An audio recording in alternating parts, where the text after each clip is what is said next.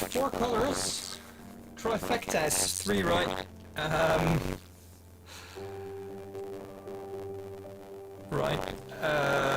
It's only gonna be 3, Ian. I'm sorry. Well, one of them. I'm gonna bore you to death with it. But one of them is going to be Indian yellow. Something's leaking here. Let me just put this away. Now, basically, what I was. Oh, it's the robot voice.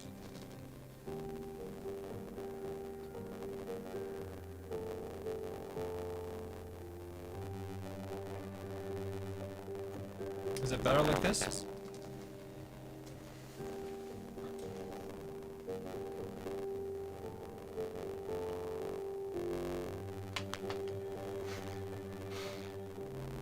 That's true, Ian.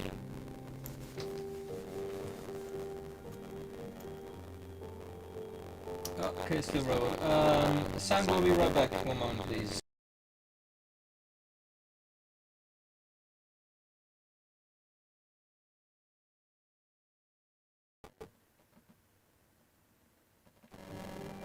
Right. Please tell me it's working now.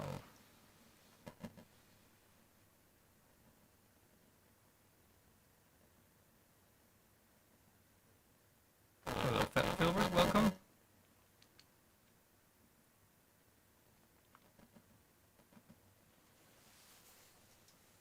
That's one thing I can't check.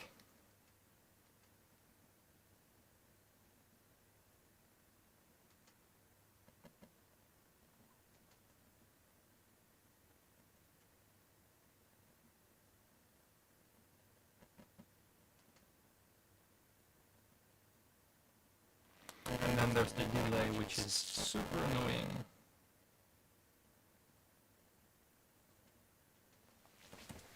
Should be. Well, if it's this one. Mics.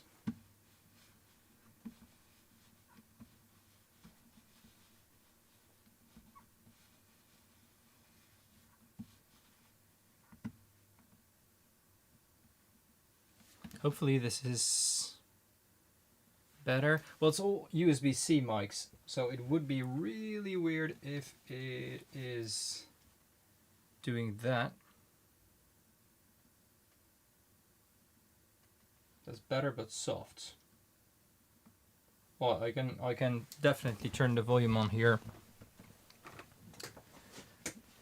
That's weird because I didn't touch anything mic-wise.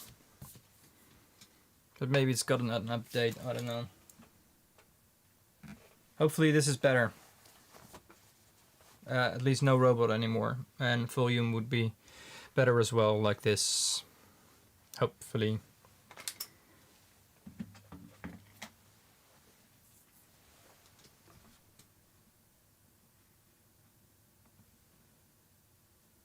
Ah, that's good. Thank you very much. And sorry to already see you go almost, Sylvie.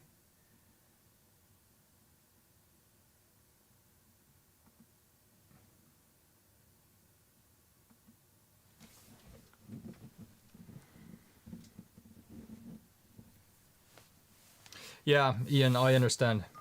I would do that as well. But oh, my kids are true angels. It's they're just in awe when they're in my studio, and they only have questions and want to know things, but they aren't like misbehaving or touching things or anything.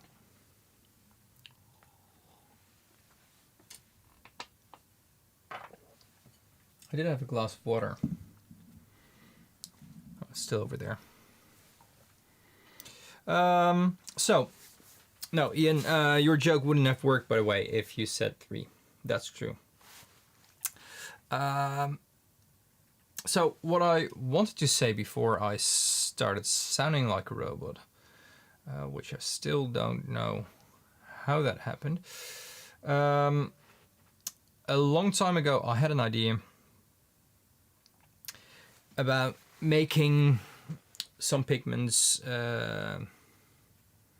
more like readily available, instead of like having to look really hard for them, or not finding them at all, or looking on the black market or anything like that. Like mummy brown, like Paris green, like Indian yellow. And Indian yellow, I think Paris green is the most doable out of those. Right, if you go look on eBay, especially if you're in the US, then they can actually ship it to you. But if you're on eBay, just look there, and you get kind of cans of the old ACME poison, old tins. You see, seriously, Siri? Why? You find them quite regularly. Tried to buy it twice in the past, and that's years ago already. And they all got rejected by customs, so that's a shame. Eventually, well, I'm not going to tell my Paris green story anymore, or Schweinfurter Grün, but eventually I got it. If you want to know, I'll tell it. I'm happy to tell it, but for those of you who already know the story, I'm sorry for it.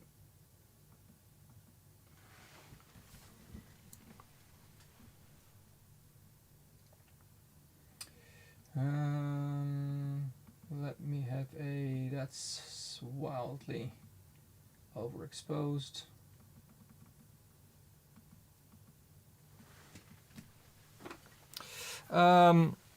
Thank you.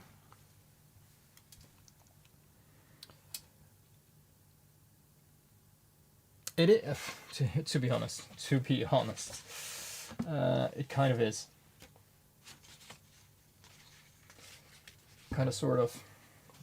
This is my latest swatch that I made. Is this. It's still a bit too brownish still, and I made a bigger swatch of genuine Indian yellow. Sentient welcome this week as well too. I have like more points for measurement. So this is genuine Indian yellow. I wonder though, I haven't tested it yet. This is the genuine one, right? Isn't it? This isn't. Oh man, I've written it down wrong. Well, anyway, I was really quite close here. Oh, I almost used this as a go-to thing, but it's a good thing I'm shining my. I've just written it down. This was just another test of something else. I'm going to throw this away, since I don't know what that is, and that only confuses me. But as you can see here, I'll come back to that later, Gulchen. I also took, today I made a new swatch of PG21, since I couldn't find the other swatch. And I noticed that it is harder than zinc green to re-wet. Trust me, Gulchen. It's terrible. It's absolutely terrible. And I also thought, this is my, like, I made one video making Paris green. And it was my least beautiful version of the pigment, which had a real hard time re-wetting. So I fully, like, I put tape on this. I what do you call that? You know, the plastic layer onto. Mike, welcome. Laminating. Well, you know, I laminated my original swatch, but I don't know. It was the paper. It was the temperature that kind of made it set and shrink again, and it just didn't stick. So I taped this with really wide tape, folded it in half, so I could still do a proper measurement with a spectrometer. But basically, this I don't want to use this as a base swatch. but I'm trying to remake it. I'm literally in the works. I've started with this. Valerie, welcome. I've started with this 2 hours ago. With this mummy, I also kind of worked on a little bit. And so to just, you know, I'm just going to. There's a trifecta. There you go. That was my life. Thank you very much, everyone. So Indian yellow, and this is actually a really good one. Indian yellow, I'm making this chemically correct, chemically genuine. I can't make that with mummy. Oh, no. I can't, I won't. I definitely won't do that with Paris green. I can sell my Paris green. I have enough Paris green. I don't want to brag here, but I'm not going to sell it. It's the most dangerous pigment that I have. I'm not going to sell it. So, okay, Rick. Okay, that one wins for today. I don't know, Ian, if you can top that, but this one just, you know, yes, thank you very much. Well done, Rick. That's beautiful. Well,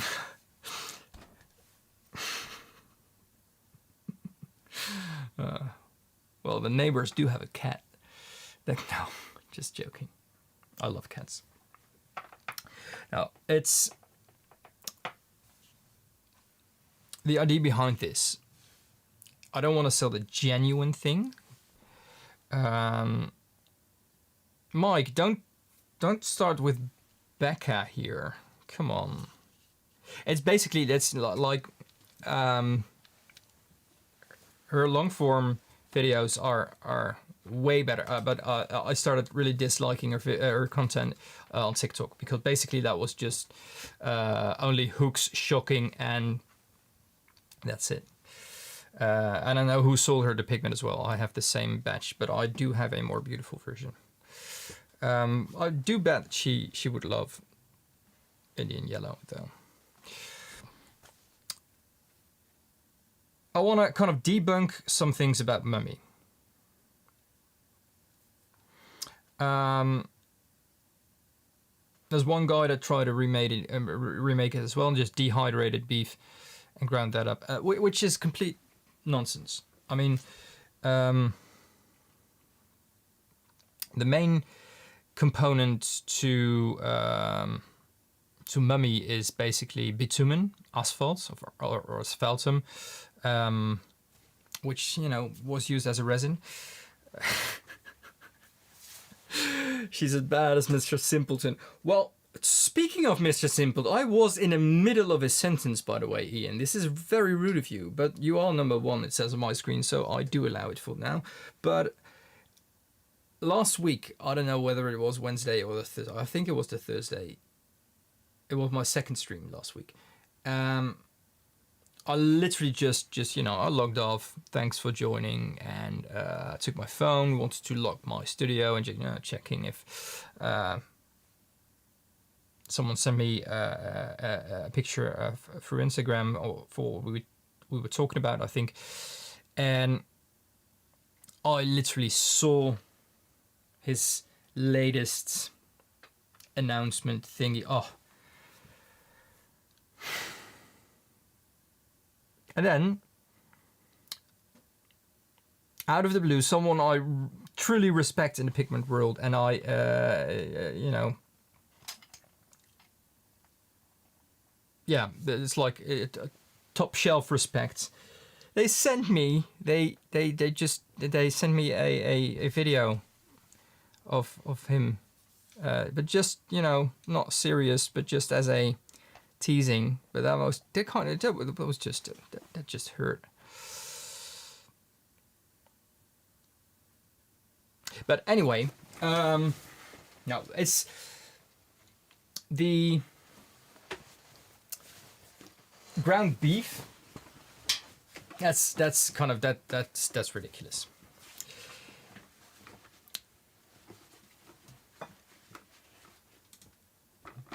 If you look into Mummy Brown and what kind of stuff is in there, it's bitumen. You have kind of, you know, calcium traces, basically of the bone. There's resins, incense, fibers, all micronized. That's not right, is it? What else is in there?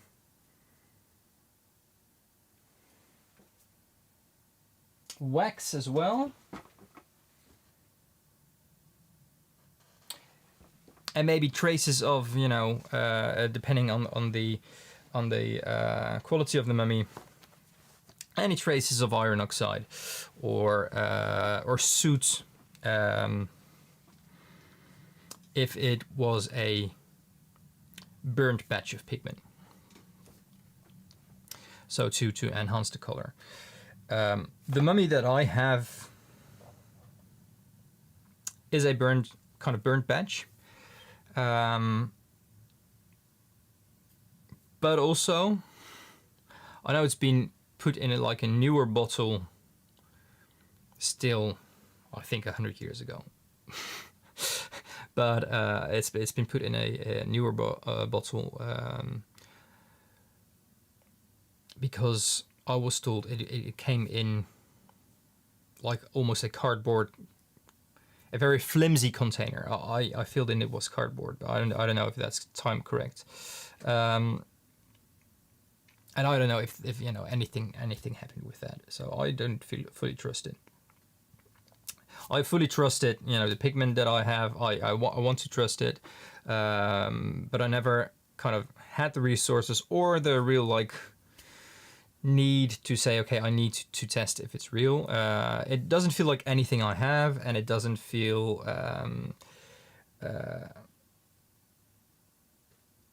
well, basically, it doesn't feel like anything I have, and it kind of says a lot with the things I have. So,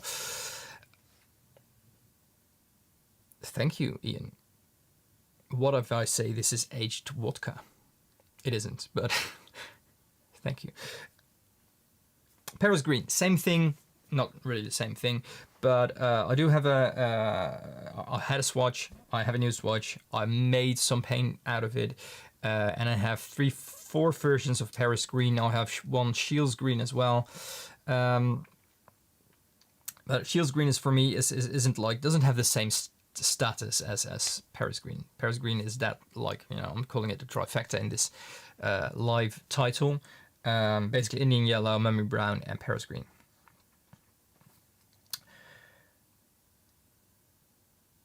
This one, if you're in the right area, you can get this quite easily if you have you know, any luck on eBay.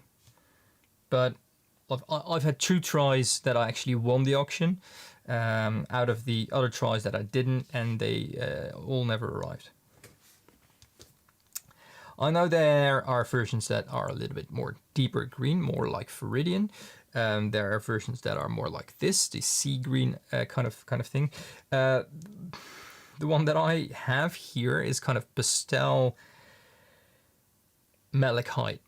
I think that's the right way to describe it. But the idea behind the pigment that I'm making, the mix that I'm making, it's not. I don't just want it to look like Paris green. So this is where I kind of challenge myself, and this is interesting for the people who eventually will buy the pigment, who will use the pigment, or maybe collect the pigment. I want it to look like Paris green in its dry state. I want it to act like Paris green in its wet state, and I want it to smell and taste now. I want it to. I also want it to have the same properties. So I don't know about oil paint. Like I'm not the person for that. But I want it to have the same transparency, the same feel, the same texture, the same way it mixes.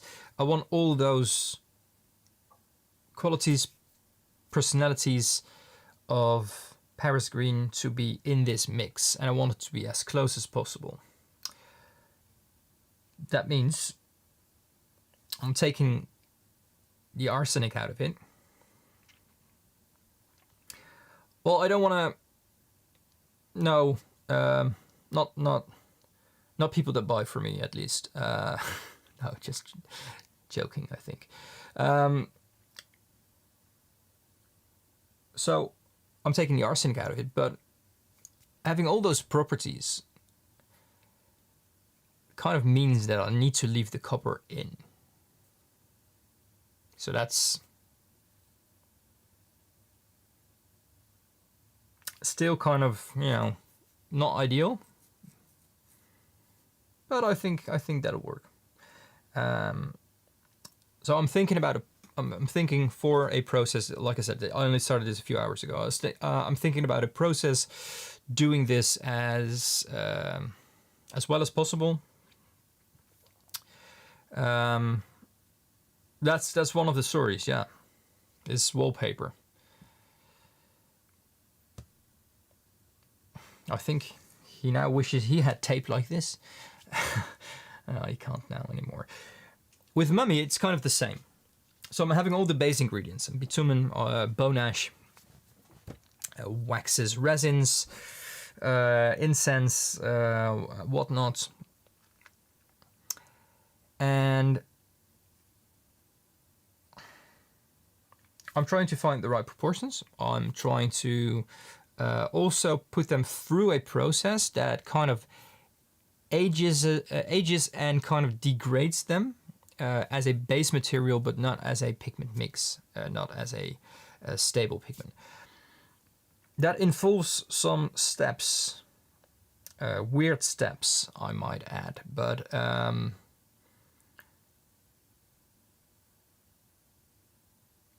it's not weird, but it's just I don't even know if they're all necessary, but it feels right to me to kind of age a pigment and yeah, I don't know, and I think it's about the feel, just how I feel about this project. So I'm also working on this, and I'm working on the Indian yellow, but I have one last batch kind of drying. I have one batch still, and I can kind of, I don't know if I told this secret last week, but I'm fermenting the wet part of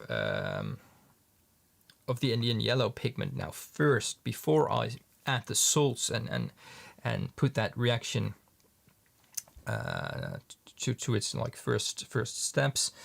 I'm fermenting it first, which is new, but I thought,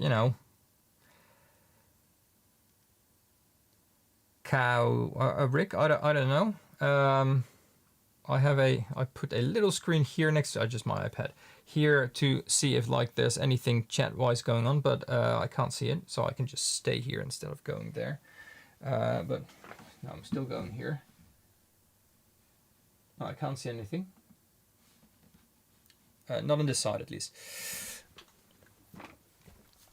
So this like, yeah, it's just it's an idea I had for a very long time that I wanted to let people work with these pigments without really working with the pigments. Although I'm not quite sure if that's true with Indian yellow, because the Indian yellow, I'm getting really close to the real thing right now. Chemically, we're already there.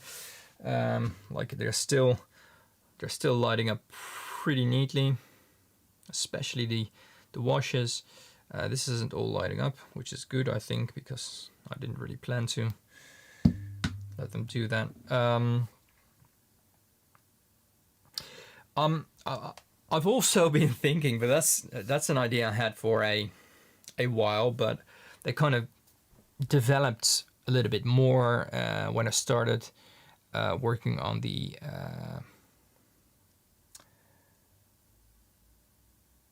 Maya rhodamine, that light fast rhodamine pigment, or that kind of light fast, more stable rhodamine. I thought, let's make a synthetic lapis lazuli. I know we have ultramarine, but let's use that as a base and put it through a chemical process that it will feel like ultramarine instead of that very fine dry powder, without putting just, I don't know, mineral residue in there.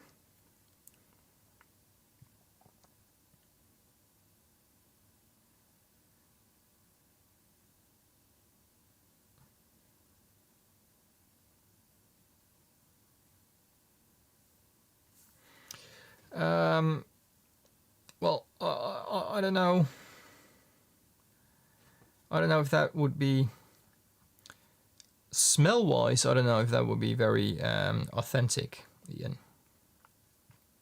It does. I have those smoking chips as well here.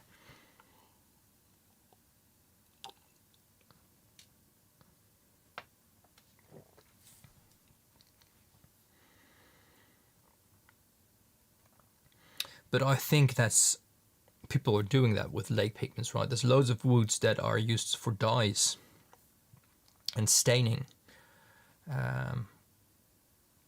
So I think that's already out there a lot, to be honest. Not on this channel, but definitely out there.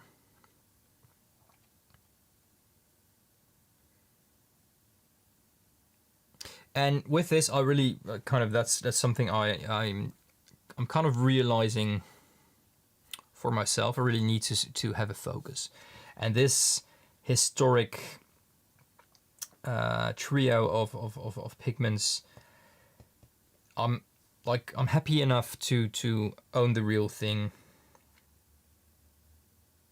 but it's also a focus that kind of, you know, okay, now then I kind of have something to hold on to.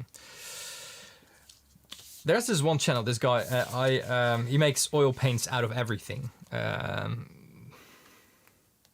It's a super, like, almost ASMR, super chill guy that makes lake pigments, or grounds up literally anything and makes lake pigments out of anything, and makes a little bit of oil paint out of it. Just a tiny bit every time. I really enjoy those videos.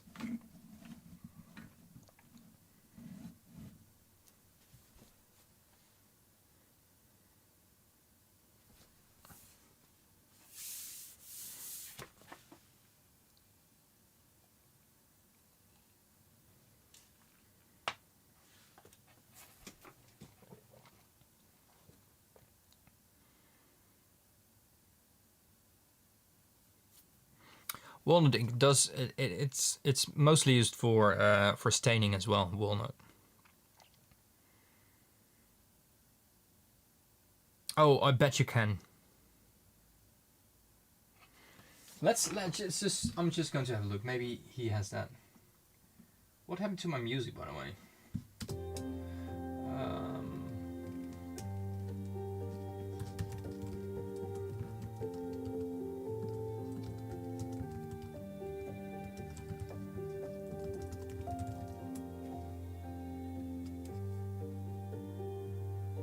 Making paint with butterfly pea flower. Yeah. Joanne Green on YouTube. That's literally the top one that I get from shorts. And does it look good? Oh, that's interesting. I can't show you. I can show you the screen, but I think I'm afraid that my video will be flagged because of things. No, it's not Alchemical Arts. No, I know that guy. I know him, but okay, I'm going to look it up. Sorry.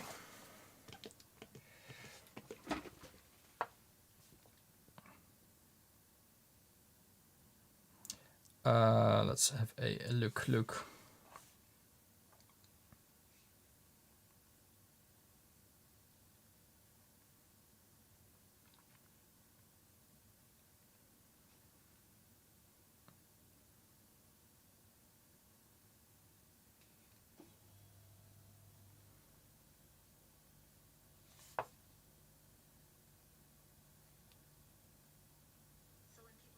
No, no, no, no. I don't want to have him with sound. Then I get the same issues.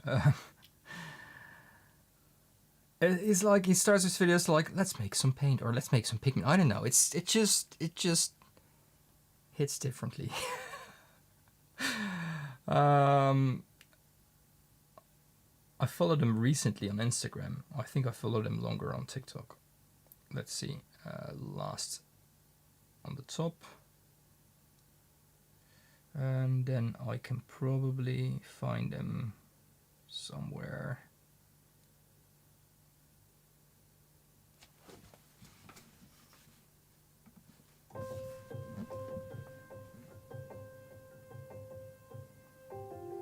I hope he uses his picture.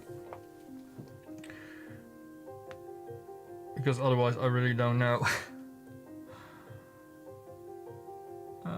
I'm really afraid that I can't. Well, no,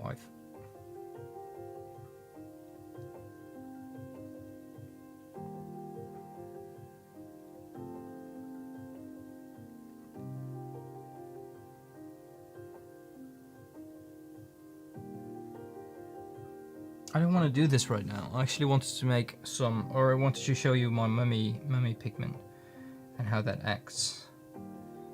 Because I'm actually really proud of that. Andrea, welcome. Long time no see. I think, right? Yeah.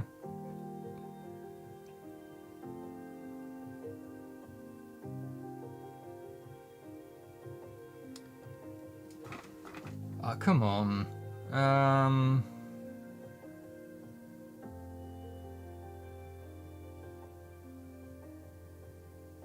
No, that's like those kind of accounts. Those are accounts. No. I'm following those for a long time already. Those are kind of accounts that I really want to share here.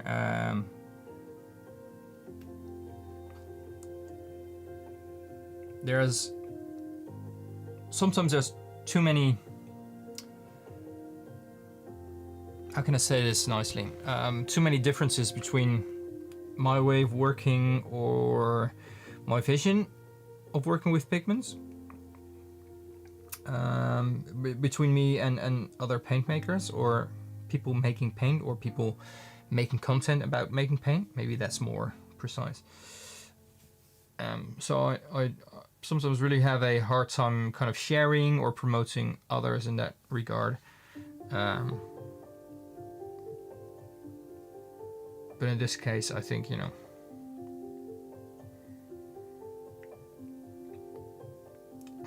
I can't find him. Why not?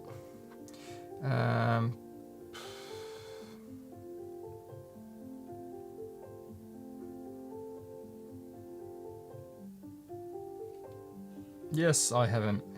Eric Warren.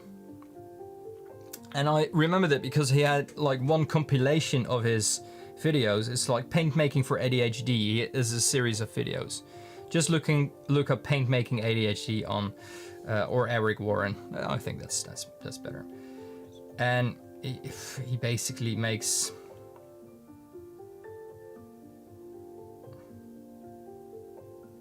I can just see if any of you follow him. No. Let's go to his pea flower. Literally on top. The third video. 9th of August, Gulchen. 9th of August. I knew it rang a bell.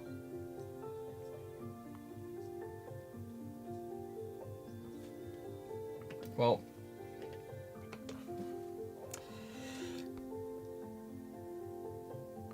I don't know if I can do this. But it's just you. I'm promoting you, Eric. It's like all the same steps every video, like making a lakes, putting it through a cloth, letting it dry, putting the alum in and stirring it, letting it dry, breaking it, grounding it, making paint out of it. Basically, like a really quick. Overly quick tutorials on how to make lake pigments or how to make a pigment out of a dye. Interestingly, you know, with things like this, the pH level and anything that comes with it changes the color.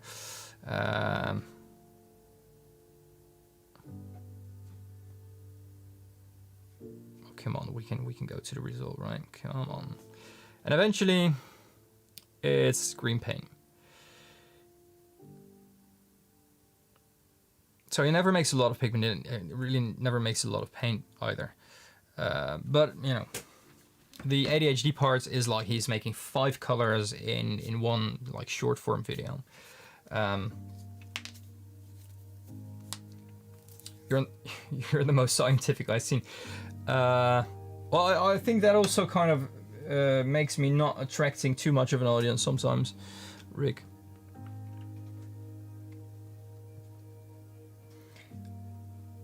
But my head just doesn't have like this capacity. I think that's, yeah, I think it's just about capacity. To think about what would work for an audience and how it works in my head and combining those and staying enthusiastic about it myself, which I need to keep on going. Thank you, Violet. I really appreciate that. It's storming outside, by the way. So if you hear a lot of kind of rumbling, that's rain on a flat roof.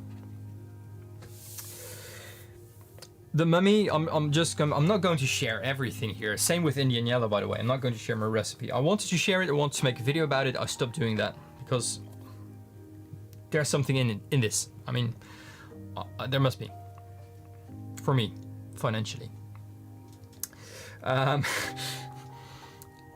But mummy, I'm aging in a different way. I'm just like half a step away of literally burying the pigment. Were it not that seeing the difference between pigment and dirt would be quite difficult. But I'm not far away of it, like to age it and to make it feel as authentically as possible. I do have a batch that's kind of 70% there, and I did an in-between test today. I want to show you.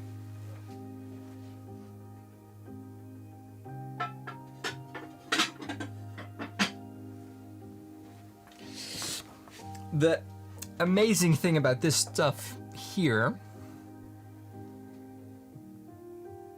it smells like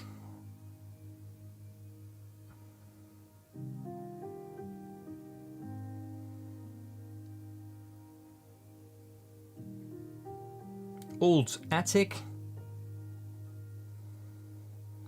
a damp basement,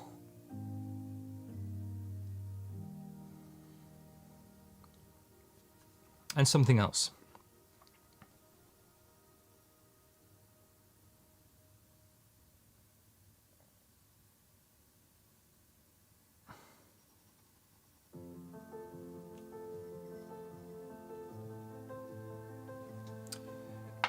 And it acts even weirder.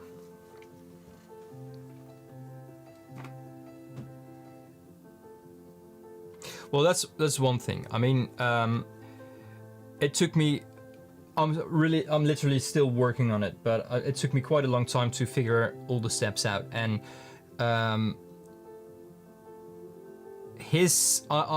you probably remember my rant live for most of you here were there about his origin palette. Just the name brings back goosebumps.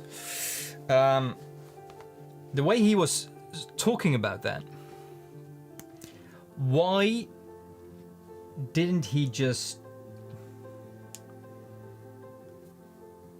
make it himself? Like, if I can do it. He's talking about his team of scientists and paint makers and professionals and his lab and stuff like that.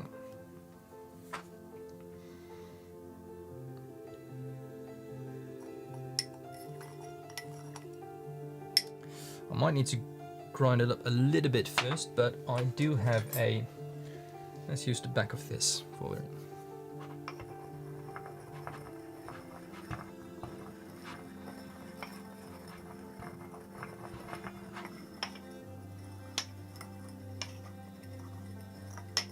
Well, he showed pictures of it, Gulchen. The same as he showed pictures of a muller, so he must be making it himself.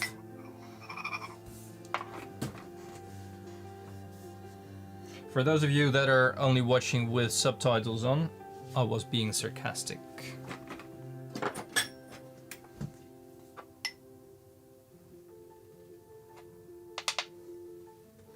So this is, like I said, 70, maybe 80% there. I really like this. Also because it's quite close to the real thing.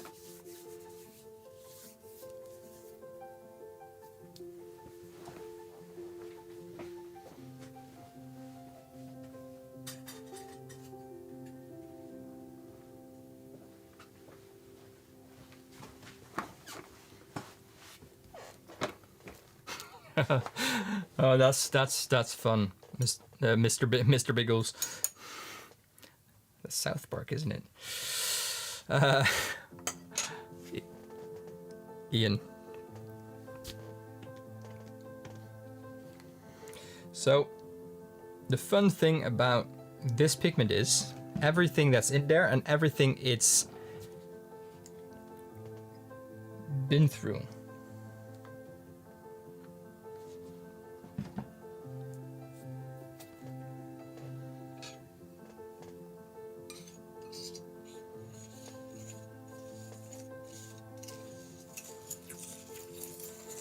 The only thing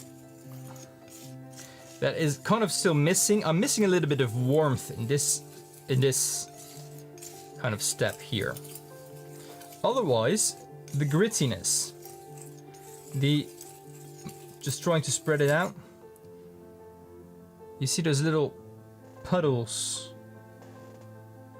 I don't know if you can see it. Can you see it? Please say yes.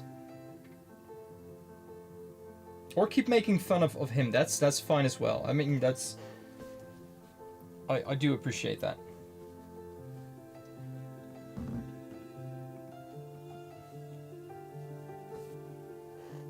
Okay. So it should be, yes, there we go. So you see those little puddles in it, like it's really small. Let me just kind of spread it out now. And see if they reappear again. You see that kind of weird, non-smooth texture? You see that, right? That's the resin and the wax and the fattiness in it. That eventually it can get smoothed out.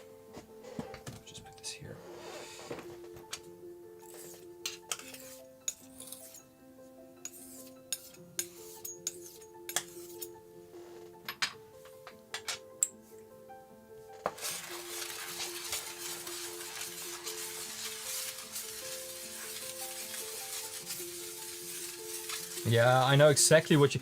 That's the DM that person sent me. I can just look it up because that was literally yesterday. It still hurts. Putting my sound off.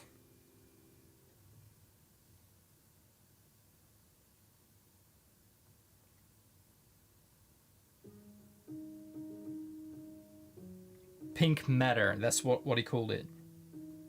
Right? Or that was the one with UV, right?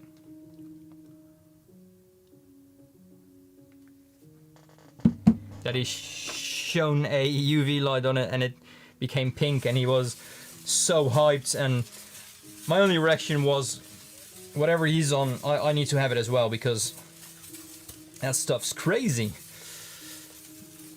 Anyway,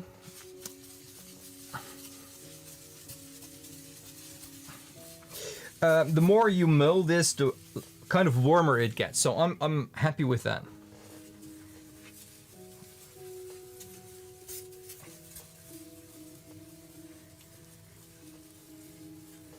And the more you mill this, the less of that weird puddles you get. because of all the processes I put every single ingredient through. And I don't want to market this like he does. And I really think loads of them are unnecessary as well. But for me, it feels right. And doing that and making it like that,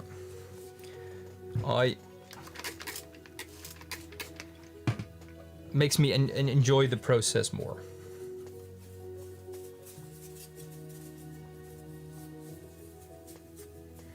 Right, so you see it with water as well. Rejects the slab here and there. There's little growing hydrophobic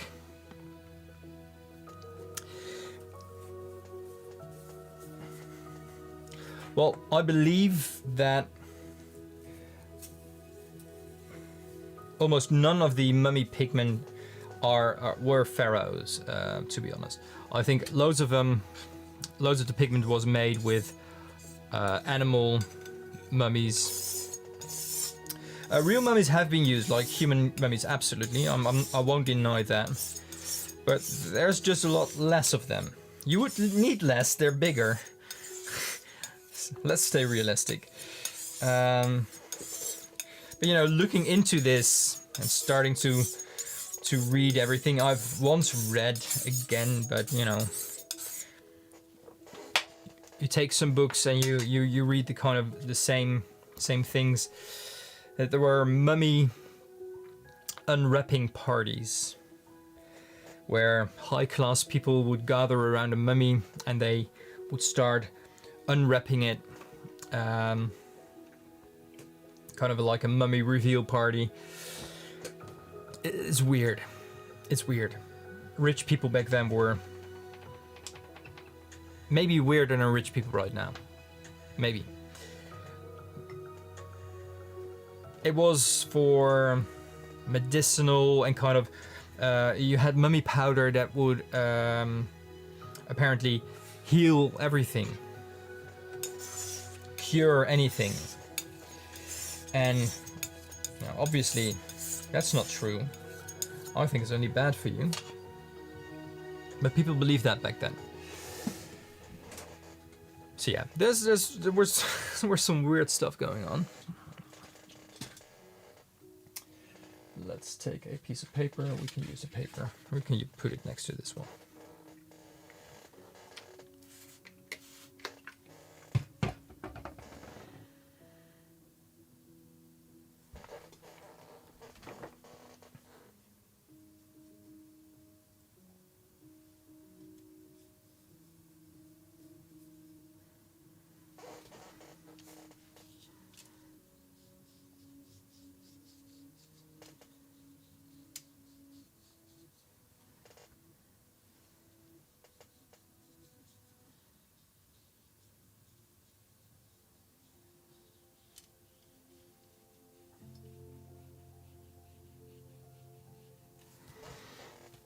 It's nothing special.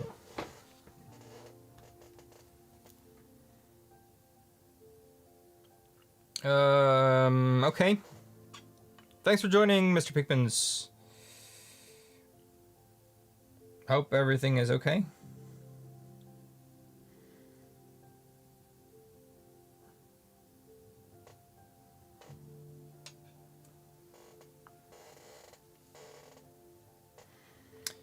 Maybe he left something on in his lab. It started to burn. Oh wait, that wasn't Breaking Bad. So yeah, this is my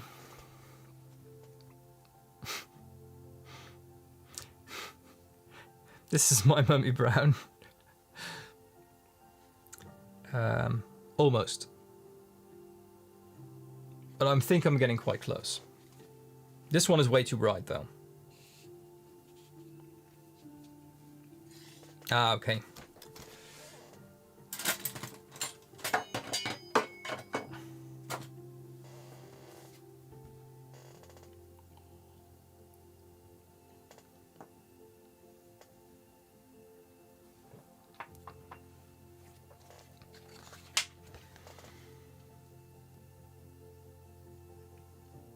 Although I do have a version that's really close to this.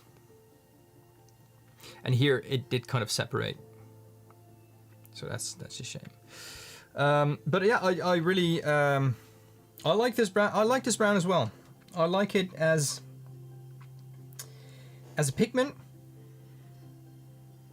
It smells weird. It smells like bitumen, like asphalt or asphaltum as well as a pigment, but also different. I'm still waiting on one ingredient, by the way, I still haven't received. I ordered that quite a while ago.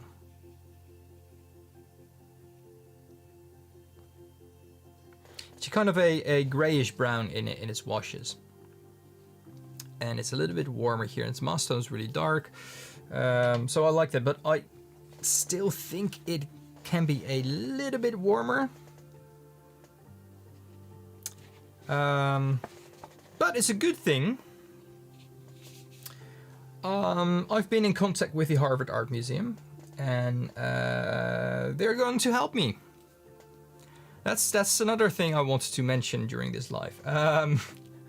So they're going to provide me with some data and things for these three pigments.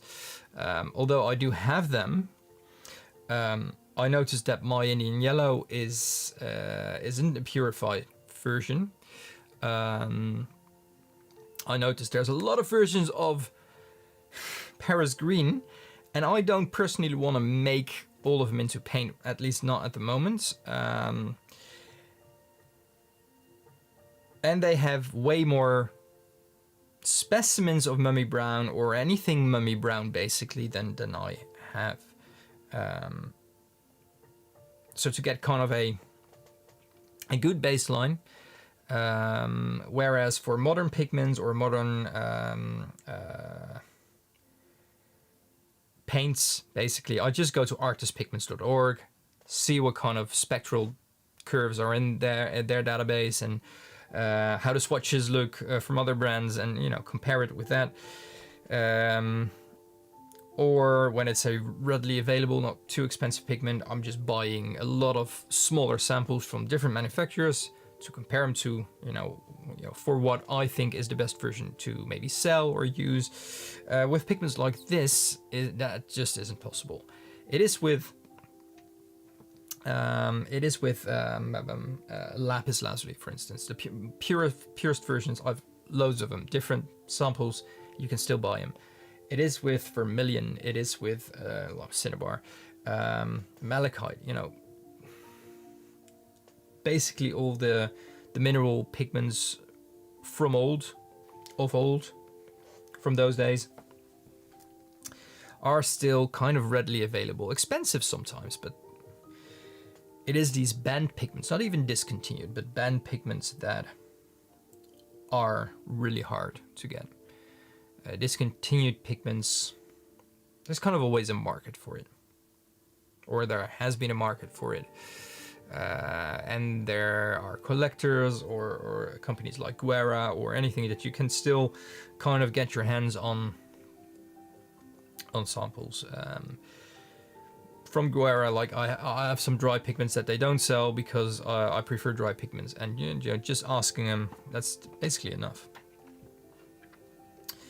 So yeah, I think what I understood, I can expect something from them this week still. I am going to look at my email, by the way, because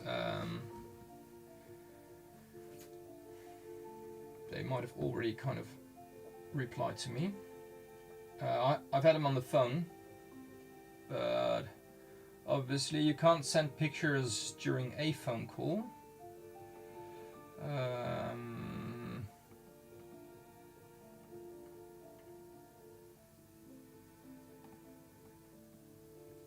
No, not yet.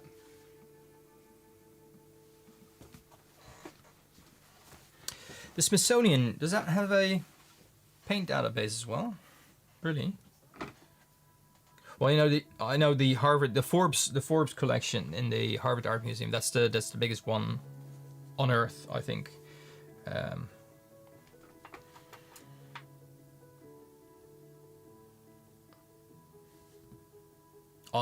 it's entertaining.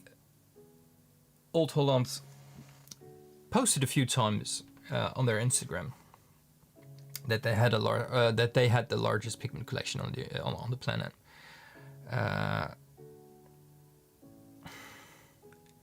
I think, looking at the amount of pigments that I have right now,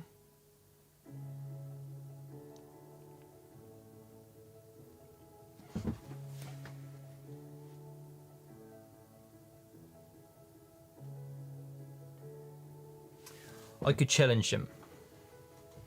Not going to, but I could. Might be able to win it as well. But the Forbes Pigment collection is something different. Not only do they have these things, but they have multiple versions of the tube, the parts, the powder, the same with Indian yellow, purified, unpurified, samples, paint, swatches, you name it.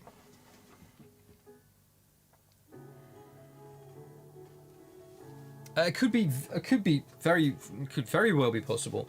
There's one here in the Netherlands as well, although that isn't on display anymore. So I'm also in talks with that museum for Gultjan.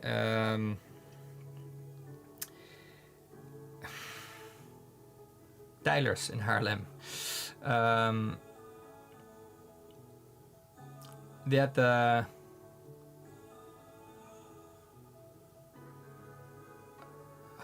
Scheid collection, I think it was. Is the name. It's a beautiful wooden cabinet with Rick, I see your chat here, but I don't see it there. Oh, that's because I have these settings wrong still. Oh, that's right. Okay, I do see it.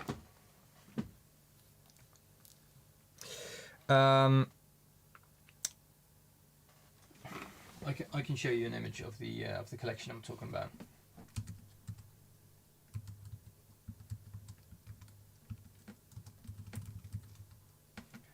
Hofkenscheit collection. There's a book about it as well. A cabinet full of color. And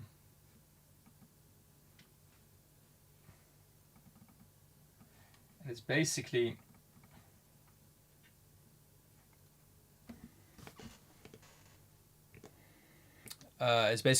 this one over here. So it's a cabinet with literally like drawers with raw materials and all like colorants and things like that, pigments. From 1825. So there's a lot of things in there that you won't see normally anymore.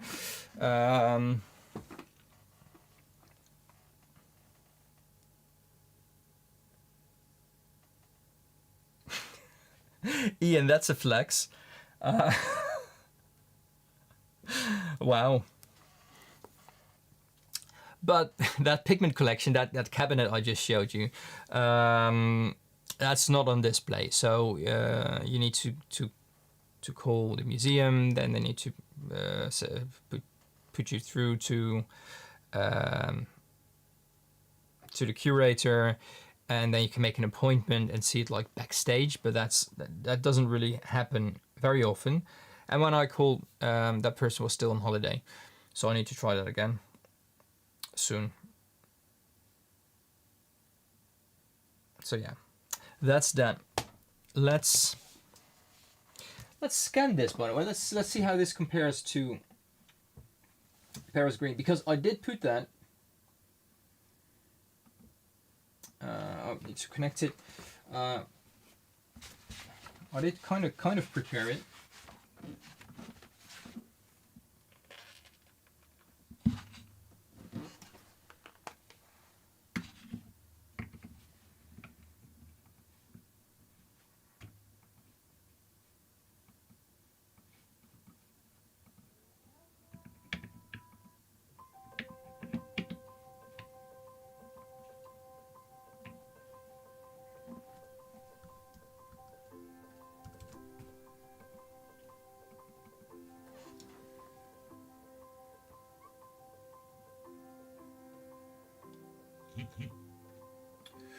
Okay, that is calibrated. Let's just put it on this one. Shall we do it here? We can do it here. Let's use Paris green. I already made a spectral curve of the genuine Paris green. So there you go, genuine Paris green. And we're going to compare this swatch to it. That is too light, so let's put this in midsection. No, let's put this in the master tone.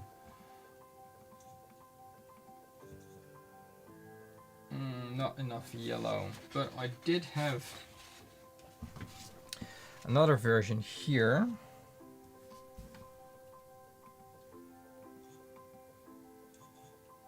That is better.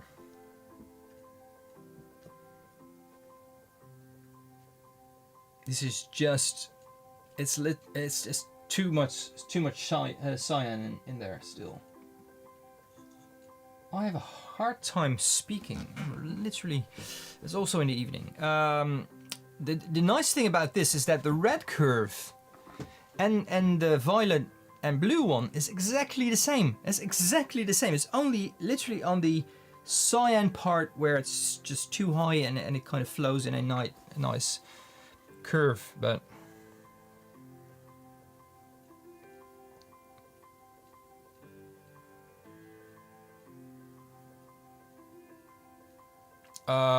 Ian, yes, if that is possible, I would be eternally grateful for you just even trying. That would be great.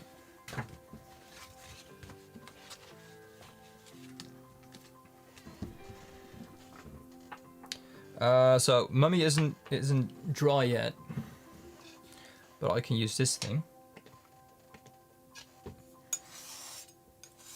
Shall we put this in a dot? It's quite runny for a dot. Let's wait a little longer. Kind of let it dry in while this is drying as well. Right, we should be able to do it like that. I really need to put it a little bit lower though, but also didn't want to hang it too low. I'm afraid this glass will shatter if it's too hot. I'm just tanning here, guys. Give me a minute.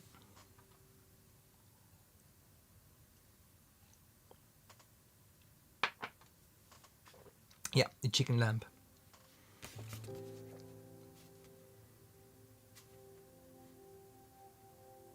I'm definitely going to dry a lot of swatches in the winter. And I'm going to put a lot of pigments in the kiln as well. Just turn off the heating and mostly the kiln. I think the kiln is good enough. Putting this right next to the kiln makes it dry even quicker, I think. But this is so much quicker than it's like it would be, usually would be. The master tone is still a bit wet though, as you can see. But this is dry now. It's because of the resins and all the stuff I put in there that makes it dry very slowly in watercolors. It doesn't really absorb as quickly into the paper.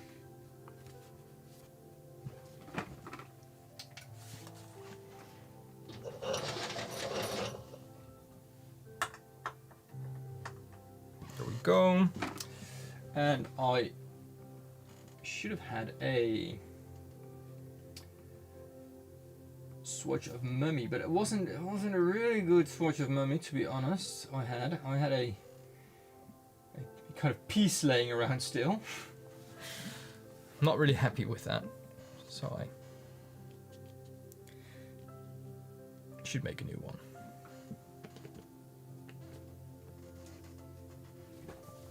This is Mummy, and then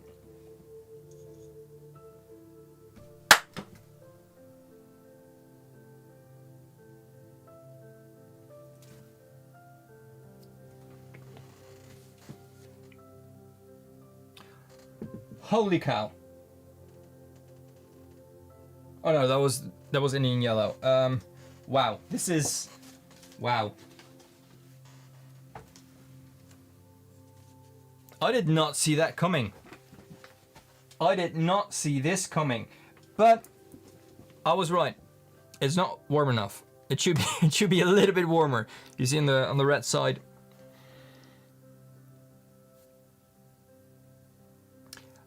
In all honesty, I did just put it in the middle. If I put it here, because this is my genuine mummy swatch, which is, oh sorry, which is a little bit.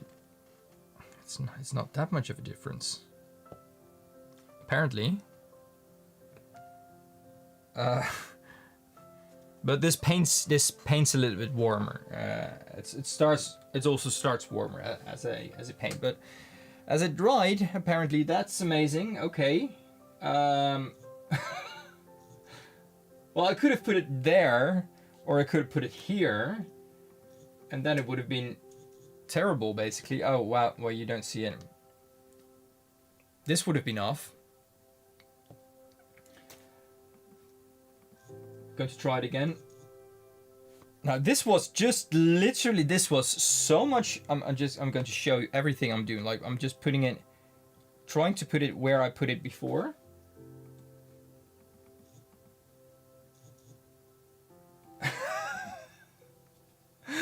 Okay, that's basically just luck. That was a lot of luck. Holy luck. There you go. It's a touch warmer, but you can see that here as well. But that's not, I mean, it's green line. Green line is good. I'll settle for a green line. Okay, so instead of 70% finished, this is like 100% finished. I'll accept it, depending on where you measure it on the swatch. This has the same smell. That's good. I like that. It's not just bitumen, because that has a really harsh, where is it? A really harsh smell. A really harsh smell.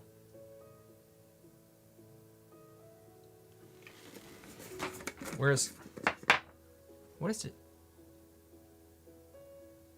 Oh yeah, now I remember. This also smells like an old painter's studio. You remember when I got that big box of pigments with loads of the manganese blue and the cobalt blue hue in it? That was from a locally quite famous artist that had passed, and he didn't use his studio for the last years. He wasn't able to physically anymore. But having all his studio equipment, he was an oil painter. All studio equipments and the solvents and the oils and all the things there, and the kind of damp wood and everything there. That's what it reminds me of. It's like almost kind of like, I don't know if I'm smelling my whiskey or I almost want to take a sip now, but this is working fabulously. I wish I made more. I kept the recipe, don't worry, but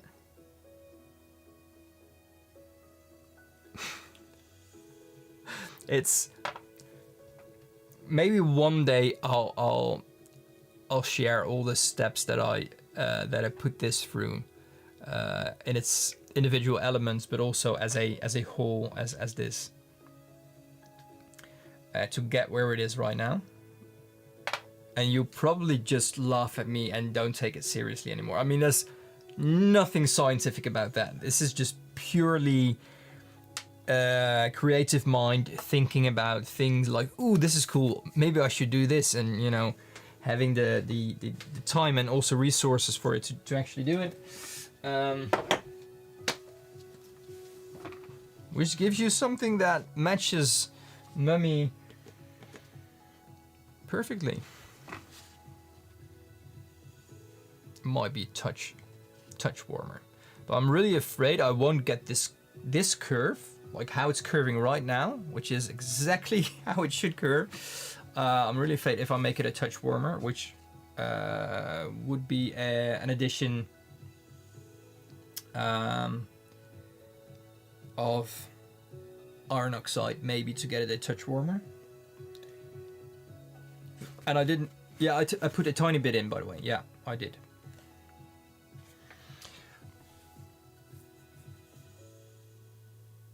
Well, yeah, I'm going to sell the pigments. I'm not even going to make paint out of this, I think, because I want people to work with this as well. I mean, this is as close as I can get, and I really thought it was like 80% there. Maybe I can still put the kind of aging and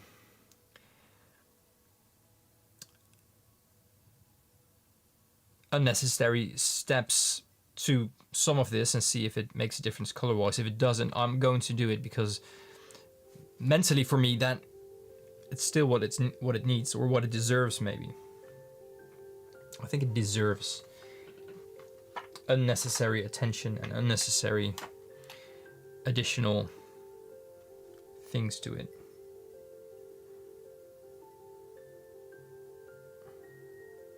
It's weird stuff.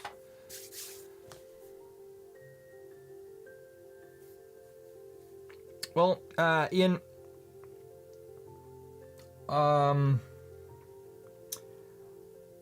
tomorrow I'll be working on my Paris green a little bit more. I'm going to put this into dot pens.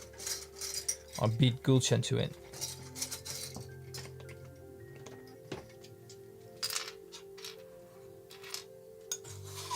Still too fluid. Maybe I didn't beat Gulchen. Maybe it's just very impatient right now. How should I do this? This is such a weird pigment.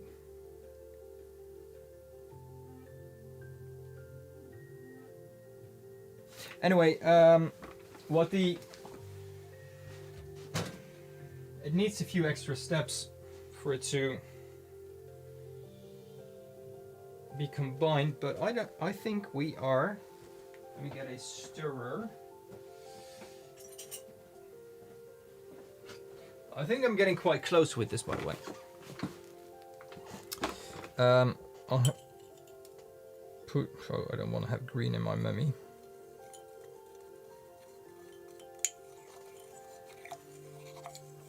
So I'm kind of trying to fuse a copper pigment to another pigment. And what that looks like is this, which is like pastelish malachite, right? I mean, like a soft, maybe too yellow malachite. But when I mold this, it'll be that sea-ish green that you see here. Oh, you said it before. I've totally missed it, Gulchen. I'm so sorry. Maybe I just ignored it. Maybe I thought, no. I want to come up with it myself, but you already beat me to it.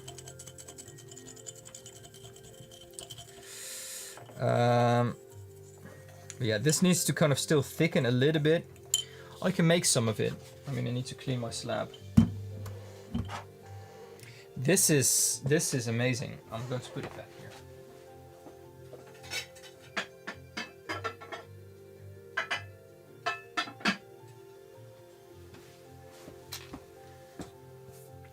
I'm letting this dry a little bit more.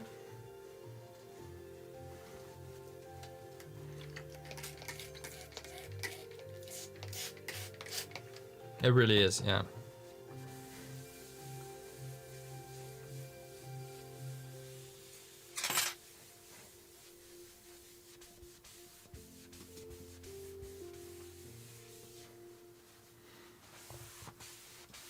So with this, my goal is to get it as close as possible in how it acts, but also the spectral curve, but how it acts as a pigment and how it mixes. I'm not going to mix a lot of genuine mummy since I really don't have a lot of it.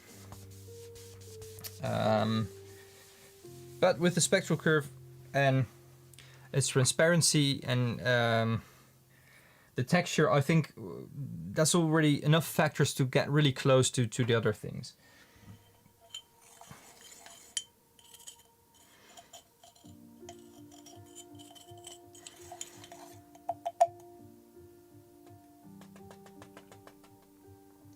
So right now this looks like a really yellowish malachite, as I said before.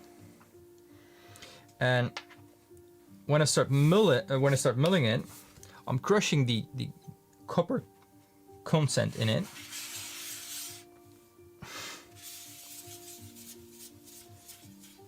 And gone is the yellow.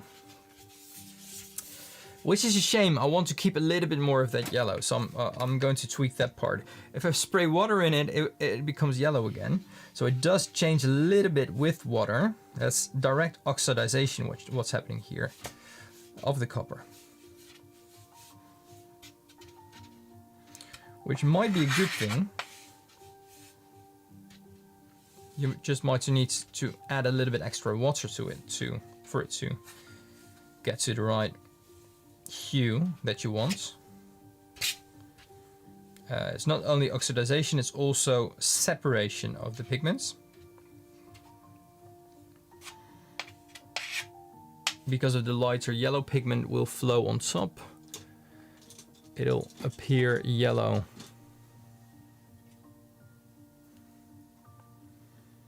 Palette knife, I have everything still there. I just washed everything, but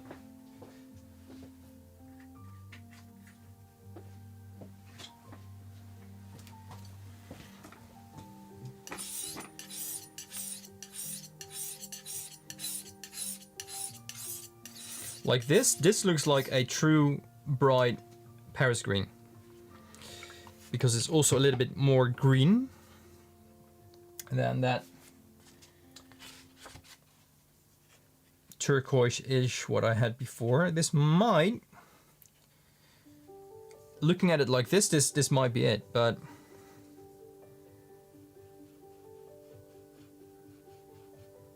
it combined a little bit better. Okay. I'm not too mad about this.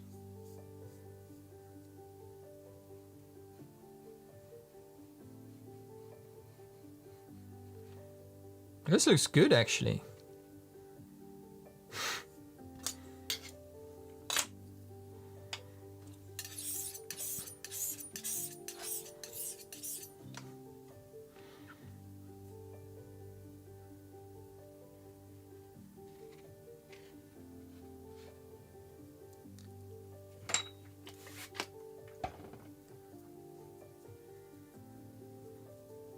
This is what's happening when I add water to it.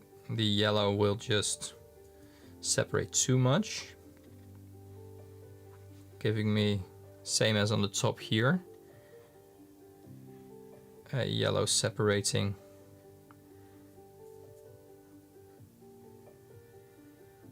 Swatch that'll eventually have like a blue edge around it.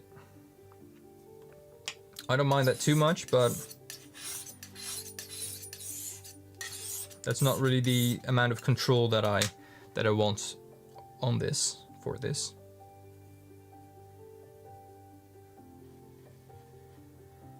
It's so weird. It's acting like a fully different pigment when you add water to it.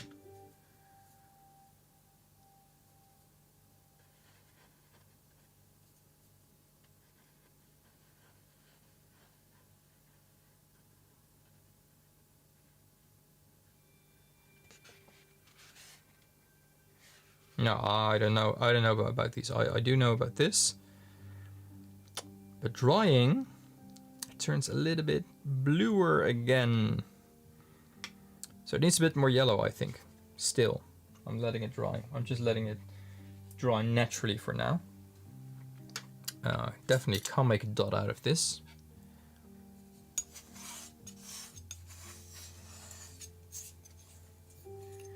Getting better-ish, but not really. Maybe I'm just going to scoop it into dots and let it dry in really thin layers.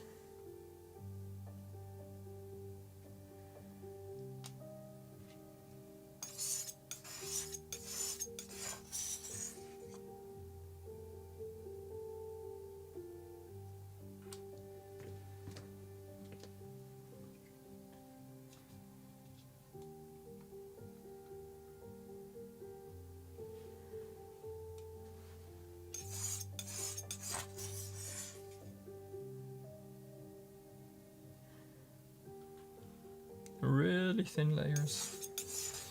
Eventually, when they dry, these will be really thin.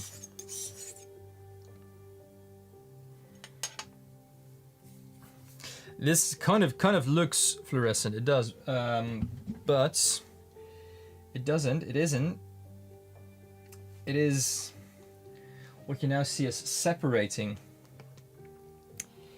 here. That yellow is just floating on top of it, and the light makes it look like it's like almost shining yellow, but that's just parts of pigment just separating out of the mix, which is a shame because it is not fluorescence. That is my slab, by the way. You know that. You should know that. That's not pigment. That would be a really lame example of something not being fluorescent, which it also was, but that was the rubber thing under my slab.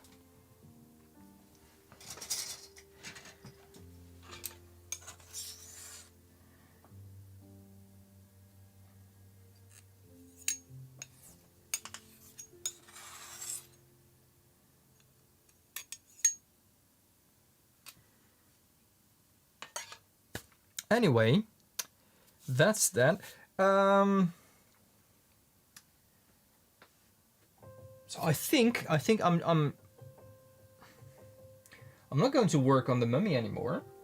I did put a lot more effort in that than Paris Green, which I started this evening still.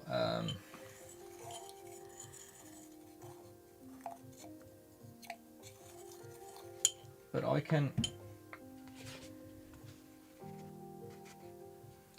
almost measure it. I'm not going to put my heat lamp now. I think that's not necessary. But I will put it through a measurement.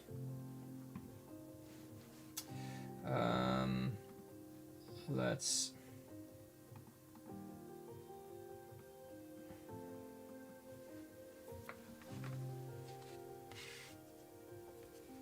put Indian yellow in my library. Still.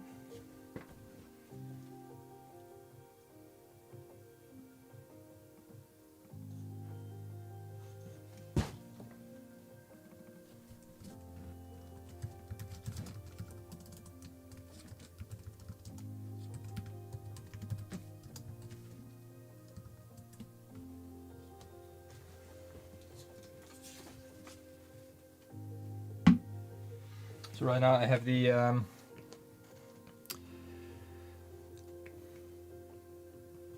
my library of paints: Mummy, Paris Green, Ivory Black in my library. So if I want to compare it to anything, I can just put in a library color as kind of my reference. Anything I can, my blacks, my blues, the browns, the greens, you name it. But in this case, there's the rare pigments section. Click on Mummy or Indian yellow. Add to color bar, and you can look at the spectral curve of that pigment, or you can compare it to, for instance, going to do something wild here. Now compare my own Indian yellow to the original one, which isn't there yet, but I have more swatches. I have more versions. Oh, that has the... no, it doesn't really have the... It's a difference between a curve that goes like this or a curve that goes like one is kind of hollow and the other one is...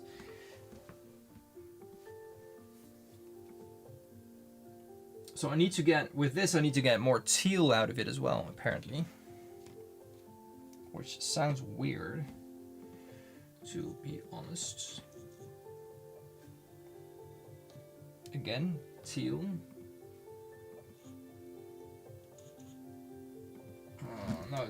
No, this one isn't, but that's the, yeah, that's the cooler one. The cool one. Let's have a look here. This was my latest one. Let's have a look.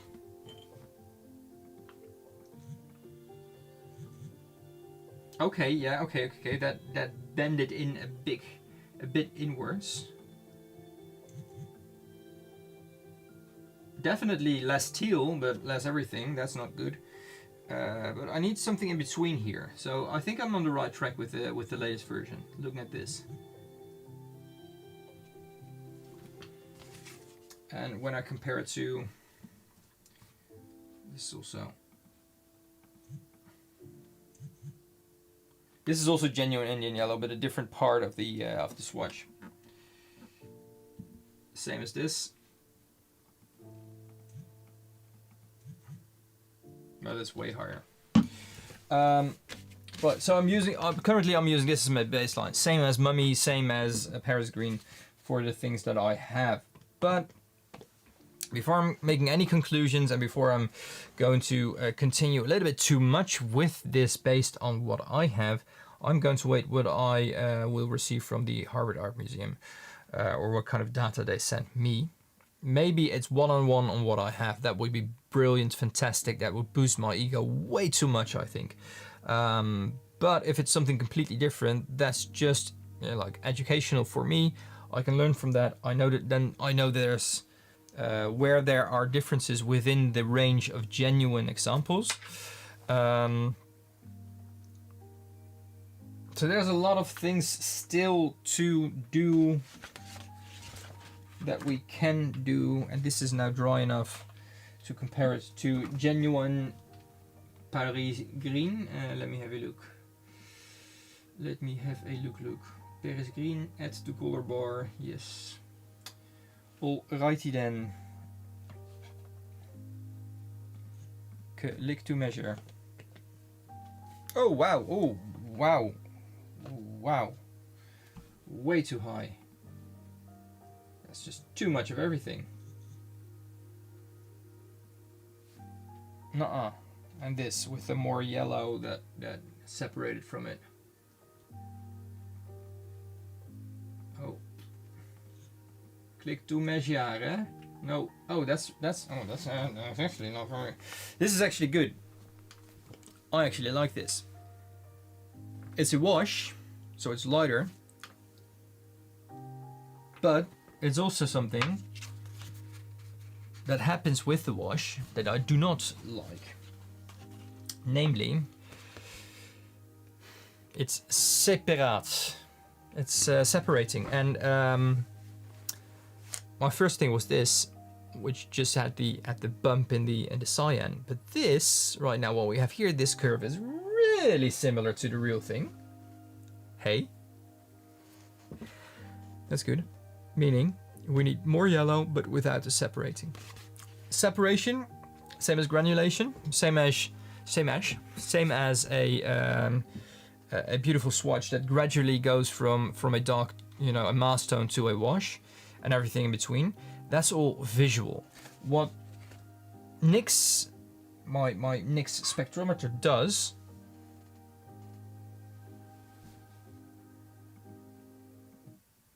What?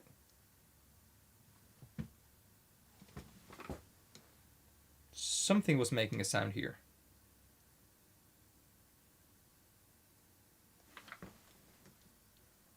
Hey, watercolorist, you are, but welcome. Always good to see you. Anyway.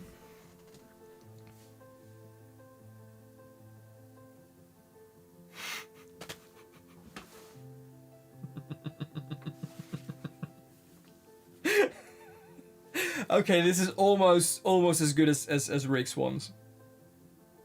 Almost.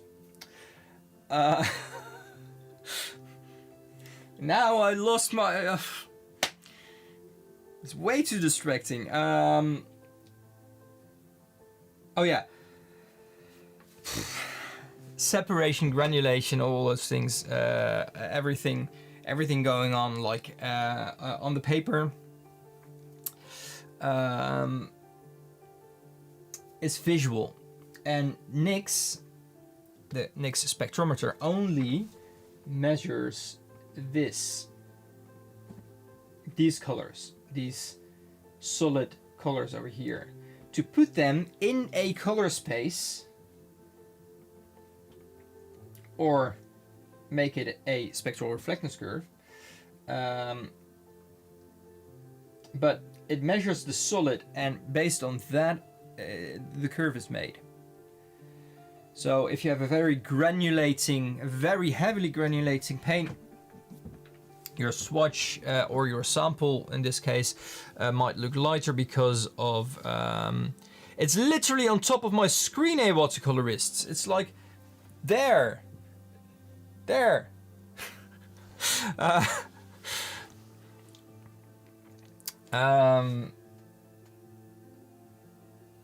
So if you have a very heavily granulated, no, it's a mix. If you have a very heavily granulating paint, it might look lighter because of all the white paper coming through, but that's not the pigment. That's just the reflectance of the visual. Now, a watercolor is what my life is about today. Is making. I'm trying to remake the Holy Trinity of hard to get pigments. Obviously you've seen Indian yellow, and again, for everyone's support for Indian yellow, still a massive thank you. I'm waiting on everything to arrive. Mummy Brown is being remade, and if you rewatch this A Watercolorist, you will see I nailed it with the real one. Because in my library of, you see it over there, in my library of things, as Ivory Black, Paris Green, Genuine, Mummy, and Indian Yellow. These are all genuine spectral curves of the genuine thing. These are all Aaron. But I nailed this one. This was like a green dotted line, perfect match. Almost perfect, but it was green, so that's good. Mummy is good. It smells weird, it feels weird, it acts weird on the slab. You need to rewind it. Obviously, Indian Yellow, chemically cowless, pure, UV reactive, but I have some things still drying. I need it a little bit warmer. I need that orangey of this in it, and this, what I get now is like old yellow, mustard yellow instead of orange yellow. And a few hours ago I started with Paris Green as well. What you see over there on the bottom, this is genuine Paris Green on the bottom. And on the top is this one, but this one has separated. So there's a lot of yellow visible, meaning I need the yellow in there for it to get the right curve, but it needs to be a mass tone to get that curve downwards a little bit, which would hopefully be a near perfect match looking at it like this, or, you know, in your case on the bottom, in my case, my screen is over there. So Indian Yellow, absolutely going the right way. I'm not going to change anything from that process apart from what I'm doing now. I'm waiting on the pure stuff so I can purify it. No, but that still sounds too cowish. Paris Green, I want people to, and just a watercolorist, I'm explaining it for you since you are one of the OGs, and I really appreciate you. But for anyone who is joining later or has joined later and is just lurking, don't forget to like this live stream, by the way. But my goal is trying to make these 3 pigments available for everyone to use without the bad feel, bad taste, or imminent death coming your way. So a mummyless mummy, cowless Indian yellow, and deathless green. I think that's the that's the best way to describe it. But all looking as a pigment, as a dry pigment, looking the same, as a wet pigment in a paint acting the same, and all without its things why they were banned. Right? But there's a but.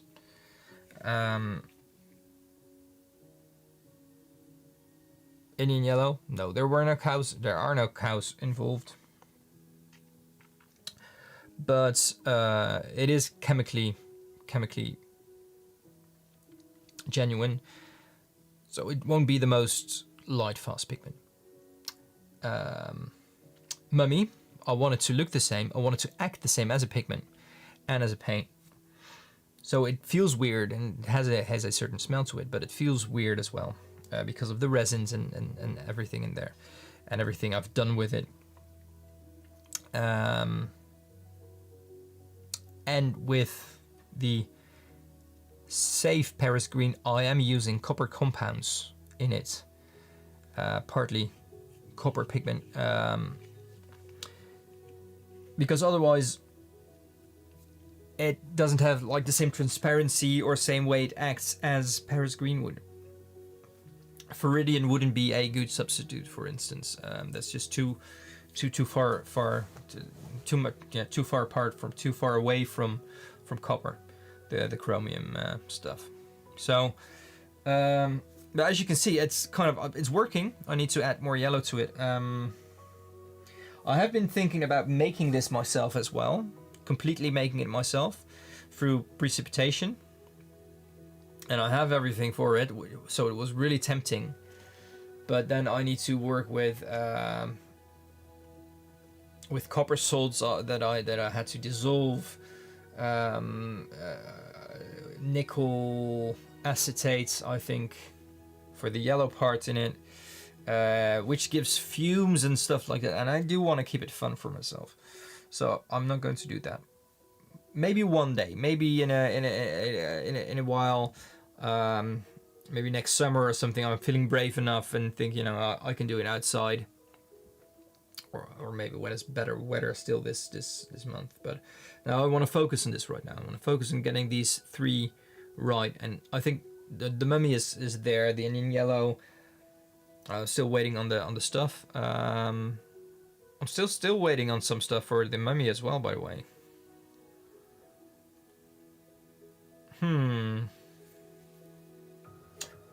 It's one more ingredient for texture.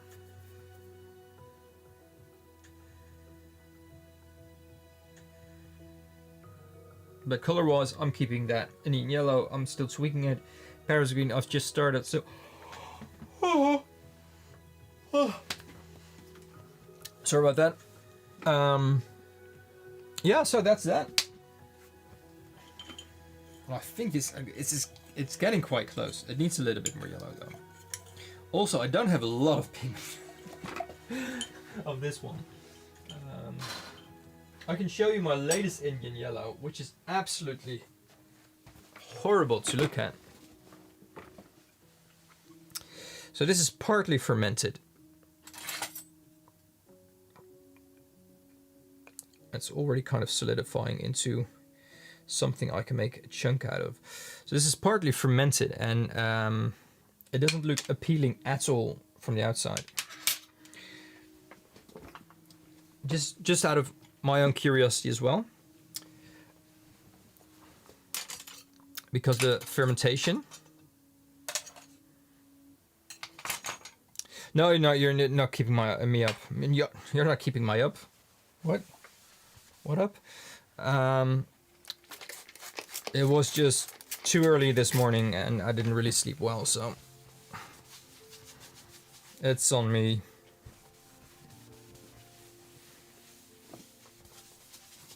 Yeah, you're keeping me up, but I don't mind. Let me just put it like that.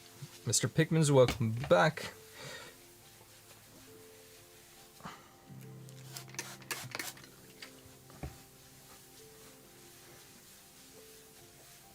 Just making the middle clean so I can give you a tiny preview, tiny preview of what this will look like when it's finished.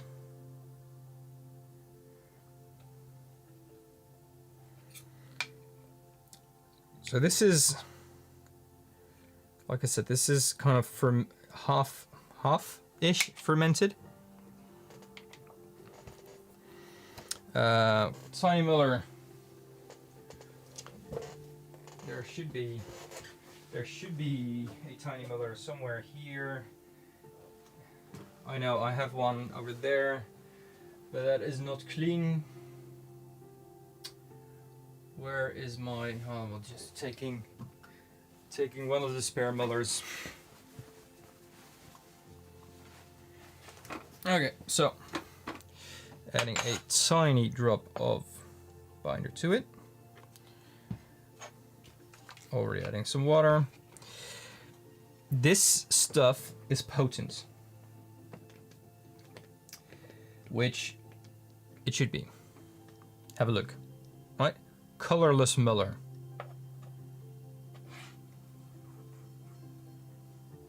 Yellow. So it went from that super dark, almost black, crusty looking thing over there to this bright yellow, which fully reminds of us of PY150, obviously.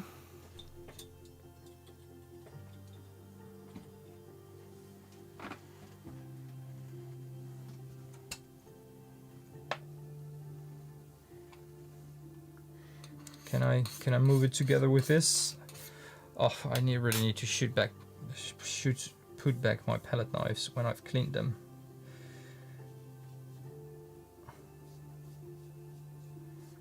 Just going to go the lazy route and scrape it together with my brush. So that's just a tiny bit of pigment, making a tiny bit of paint, but yellow it is. And it's a warm yellow, so I'm really happy with that.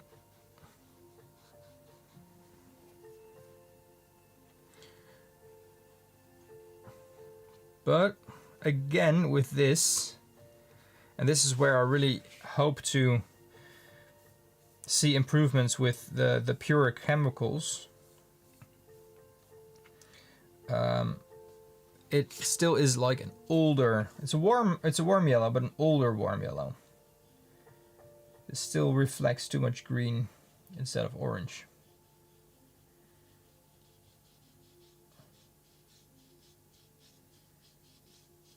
But you know, it's decent, right?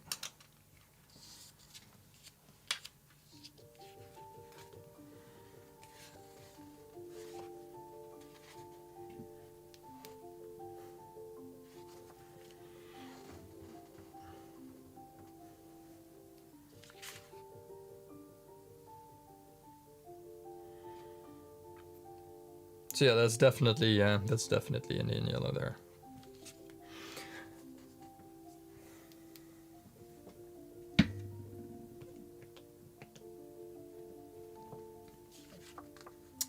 So these are the 3 pigments I am working on still. I haven't finished anything yet, basically, but I'm really happy with the process so far and the weird tricks I'm trying to do. So yeah, this is just weird. It doesn't smell like anything. Maybe if I fully break it open. It's I can, yeah, I can keep it like that. So it's like a very brownish, almost black here, and here you see that, I don't know if you can properly see it, but it's a warm fluorescent yellow against the glass there.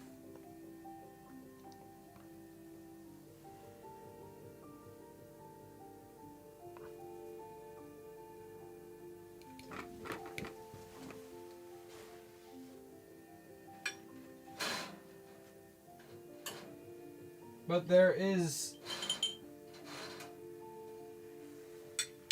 are two more versions drying.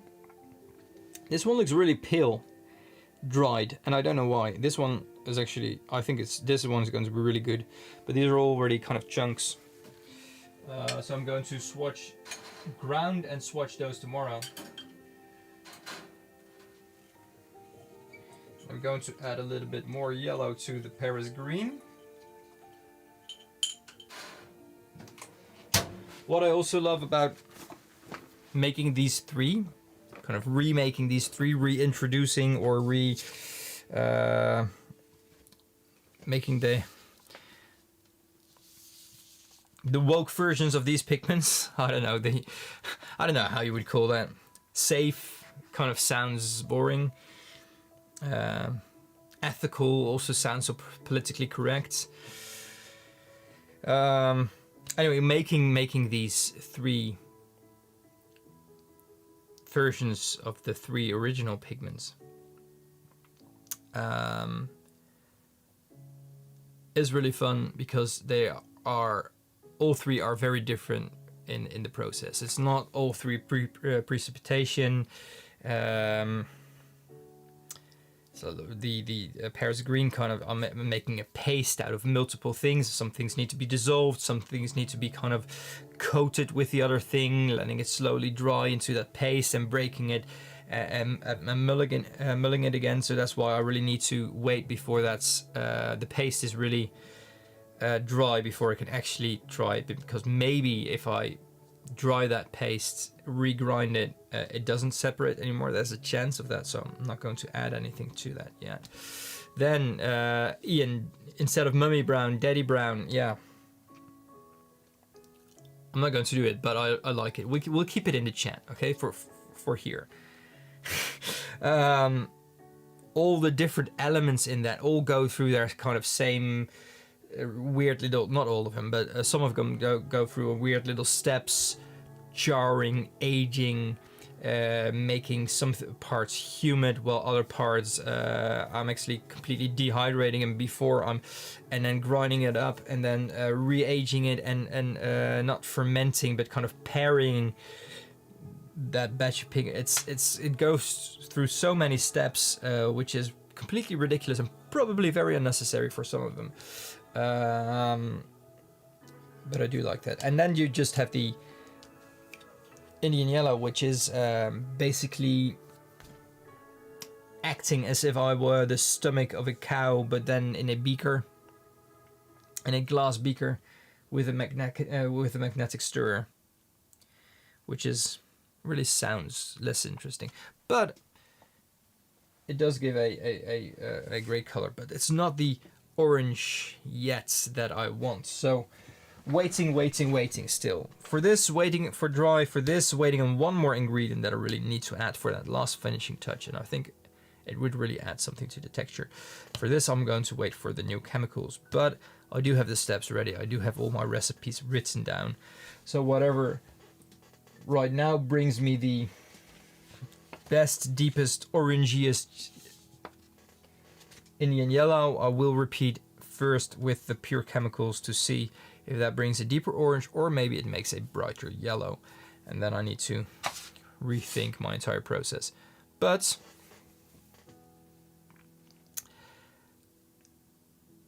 Ian, I think you've had a drink too many looking at what you're typing. I don't know.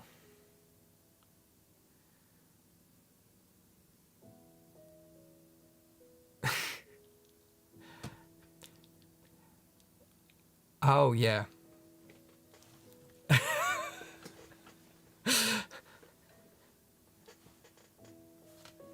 I can make it. out of that right now.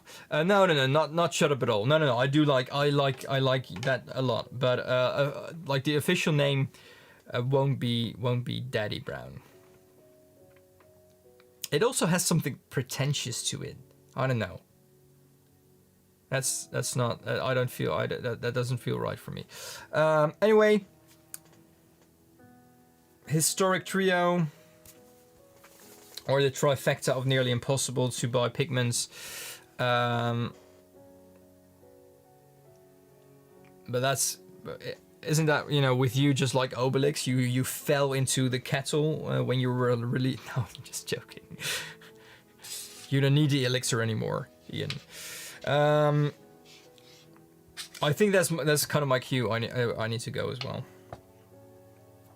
We're getting on the same level of communication, which is also always kind of a cue to